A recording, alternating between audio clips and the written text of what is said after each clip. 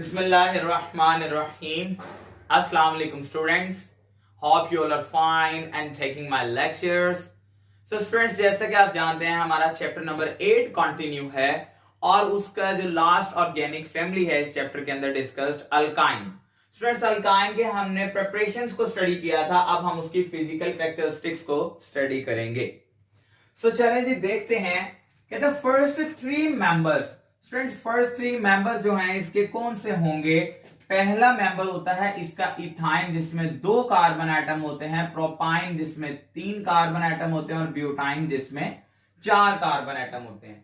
तो पहले 3 मेंबर्स जो हैं they are very small molecules, जिसकी वजह से इनके अंदर फोर्सेस ऑफ अट्रैक्शन बहुत वीक होती हैं।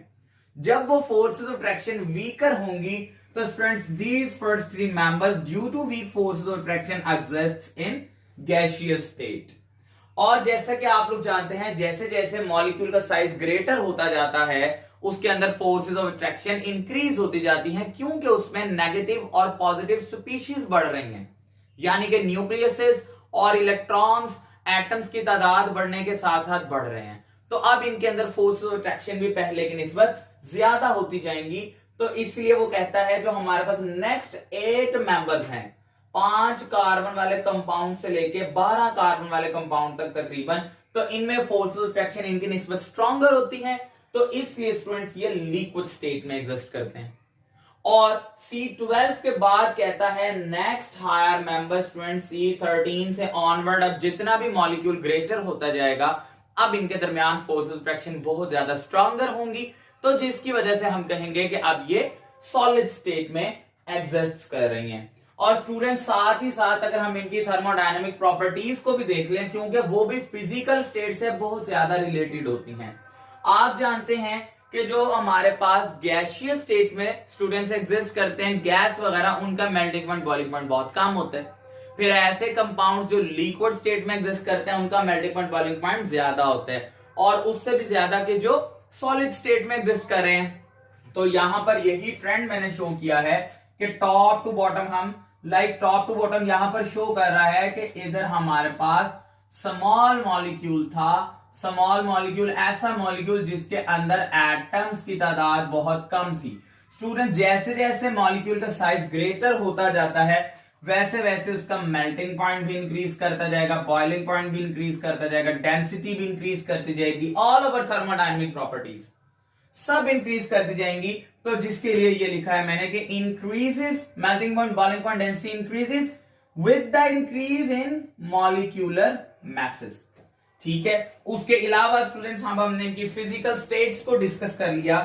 मजीद आगे देखेंगे ये कलरलेस होते हैं और डोरलेस होते हैं, but there is an exception जो quite simplest member alkyne family का। सिंपलेस्ट मेंबर सबसे पहला मेंबर स्टूडेंट्स, जो सिंपलेस्ट मेंबर है हमारे पास वो उसकी जो ओडोर है वो गार्लिक की तरह की होती है। ठीक है, जैसे कि लहसुन में से खुशबू आती है वैसे इसकी होगी।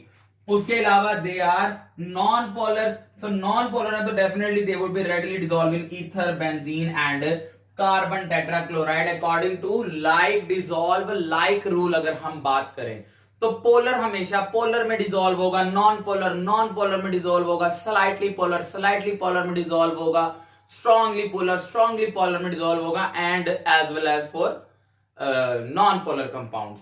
तो क्योंकि ये वीकली पोलर या नॉन पोलर होते हैं तो according to dissolve like rule ये सिर्फ नॉन पोलर कंपाउंड्स में ही सॉल्युबल होंगे। जी स्टूडेंट्स, तो उसके बाद हम डिस्कस करेंगे रिएक्टिविटी ऑफ अल्काइन। तो अल्काइन के बारे में स्टडी करें तो पहले देखें अल्काइन इस तरह का कंपाउंड है कि जहां कार्बन के दरमियान स्टूडेंट्स क्या होता है, ट्रिपल बॉन्ड प्रेजेंट होता है। और इस ट्रिपल बॉन्ड में आपको पता है स्टूडेंट्स एक सिग्मा बॉन्ड होता है और उसके अलावा 2 जो हैं वो पाई बॉन्ड होते हैं। इसी बात को डिस्कस किया गया कि ट्रिपल बॉन्ड में एक सिग्मा बॉन्ड है, 2 पाई बॉन्ड है। अब सिग्मा बॉन्ड स्टूडेंट स्ट्रॉन्गर होता है और पाई बॉन्ड जो है वो जरा वीकर होता है। क्या वजह है? Sigma bond is stronger, why?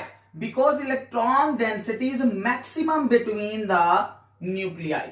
Sigma bond हमेशा तब बनता है जब इलेक्ट्रॉन डेंसिटी 2 न्यूक्लियस के दरमियान हो, और वैसे भी सिग्मा बॉन्ड और पाई बॉन्ड में difference, and which one is stronger which one is weaker, why anyone stronger और दूसरा वीकर क्यों है, ये मैंने पहले भी लेक्चर में डिस्कस किया है। मैं इस लेक्चर के भी डिस्क्रिप्शन में सिग्मा बॉन्ड और पाई बॉन्ड वाले का लिंक जरूर दूंगा, अगर आप वहां से कंसर्न करना चाहें तो कर सकते हैं।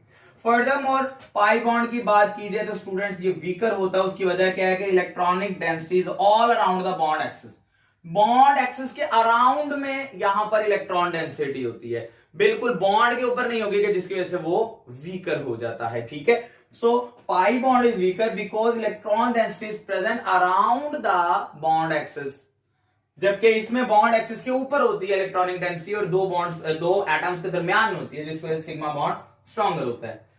आगे बात करते हैं रिएक्टिविटी के हवाले से, तो कार्बन कार्बन के दरमियान जो डिस्टेंस होता है स्टूडेंट्स, वो ट्रिपल बॉन्ड में 1.20 एंगस्ट्रॉम है, जबकि डबल बॉन्ड में 1.34। यहां पर अब एक बात जरा आपने याद रखनी है कि बॉन्ड डिस्टेंस, जो कार्बन कार्बन बॉन्ड डिस्टेंस है, ये इसको कंप्रोमाइज डिस्टेंस भी कहते हैं, इसको बॉन्ड लेंथ भी कहते हैं। तो स्टूडेंट्स बॉन्ड लेंथ जितनी ज्यादा होती है उस बॉन्ड की स्ट्रेंथ उतनी वीकर होती जाती है। ये एक रिलेशन मैं लिख रहा हूं जिसको आप याद रखिएगा, bond strength is inversely proportional to bond length.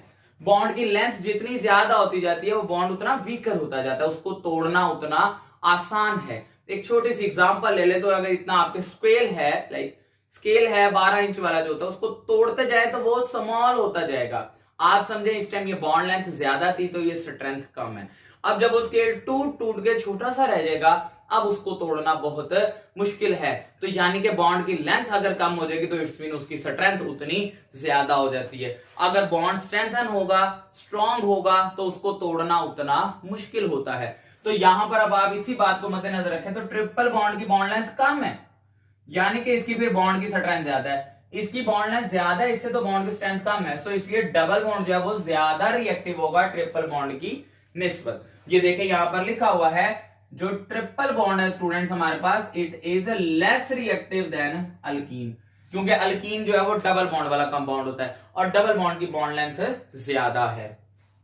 उसके अलावा they give addition reactions with electrophilic reagent. Students addition reaction क्या होते हैं, कि मिसाल के तौर पे अगर यहां पर हम एक हाइड्रोजिनेशन का रिएक्शन लिख लें, ये दो हाइड्रोजन ने ऐड होना है इसके अंदर, तो सिंपली यहां से एक पाई बॉन्ड ब्रेक होगा और ये भी सिग्मा बॉन्ड ब्रेक होगा, कार्बन एक हाइड्रोजन के साथ ऐड और एक हाइड्रोजन के साथ ऐड, यहां से CH2 डबल बॉन्ड CH2 बन जाएगा।